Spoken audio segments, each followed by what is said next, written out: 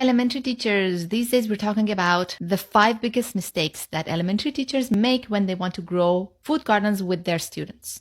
Today's mistake number 3. Mistake number 1 was they start with an outdoor garden. Mistake number 2 was they waste their time on putting together volunteer groups and gardening committees. Those are 2 videos from previous days. Go find those, or better yet, go and register in the School Gardens with Ease 2024 free webinar, which is a 60-minute webinar. And I explain all of these and much, much more thoroughly in there.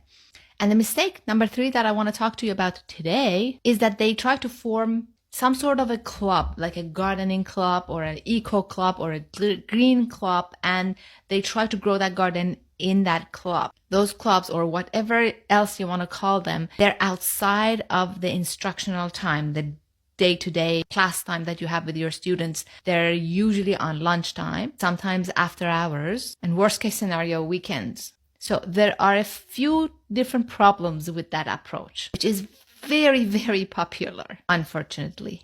First of all, clubs aren't taken very seriously because they're not part of the curriculum. They're not part of the day-to-day schooling. So they're not really taken seriously by the students, by your administrators, or even sometimes by yourself. And since they're not part of your class time, and the students in it are from different classes, different grades, connecting it to your curriculum is almost impossible. So you wouldn't do that. And therefore, the educational aspects of this teaching garden, this modern learning tool that you're creating, suffer significantly. Not much curriculum connected teaching actually happens in these gardens. And most importantly, because it doesn't have the structure that your classroom time has, it's not very possible to plan growing this garden very well with these types of timing structure. And growing a vegetable garden requires planning and execution and follow through. If you miss your window of opportunity to grow your tomatoes and the time for that passes, it passes. Mama Nature isn't gonna wait for you. And if your seedlings aren't watered properly, they die. There are things that you have to actually perform, and you can't do that in clubs properly.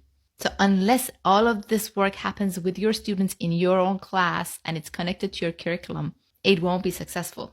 I see this time and time again. Don't do it.